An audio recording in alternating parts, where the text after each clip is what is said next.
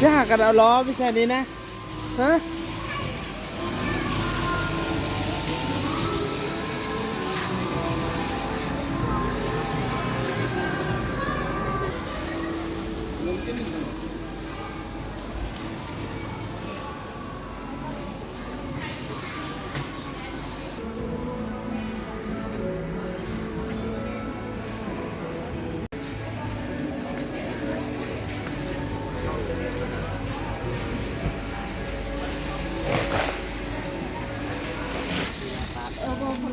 อาจารย์ก็คือได้นั่งรอแล้วแบบนี้รอลูกได้สัน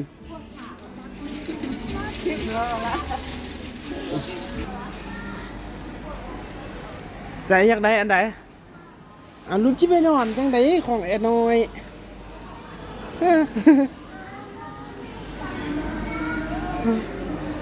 ต้องเป็นให้เบบีพุ้นตัวนี้นะได้อย่างแน่แล้วนี่ของลูกนะเดี๋ยวขนมเจลลี่ขนมใน3อย่างละใช่ไอ้ปู่ได้อย่างนี้ละไอ้ปู่ก็ได้3อย่างได้นมได้น้ำมะพร้าวได้ขนมว้าวลูกเจ้าตัวนี้วะไปวันนี้ยังได้ได้ลองอ่านดูดูเอามีแต่อาบน้ำตัวนี้นะตัวของลูกเอาหันขีมอาบน้ำฮะนมก็เอาแล้วเด้นมแก๊ส1แล้วเด้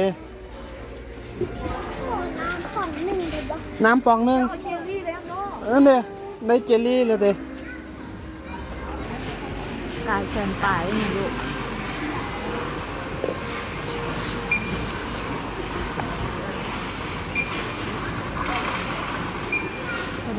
ยังละสิ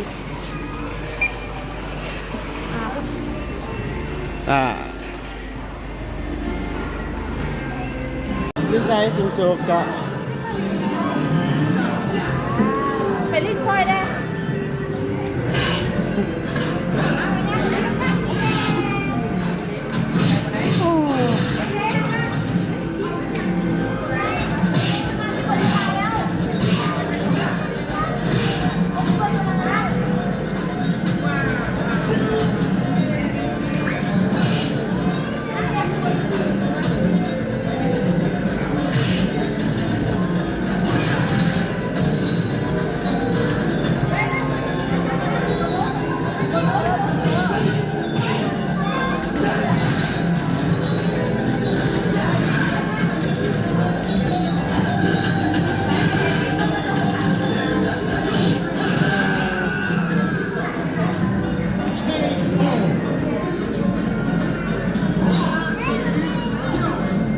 มันให้ชนะหันใจ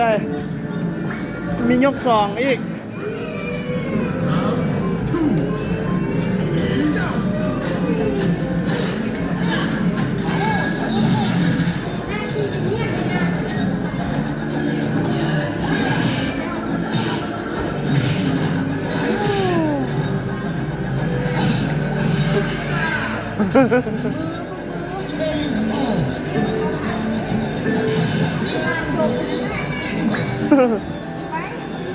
ยก3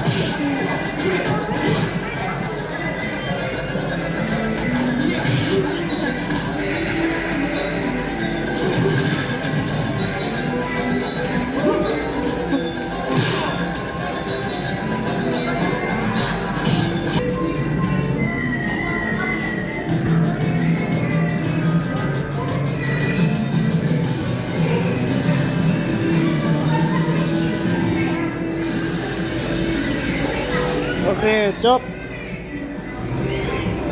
ไป หมดแล้วลูกหมดละ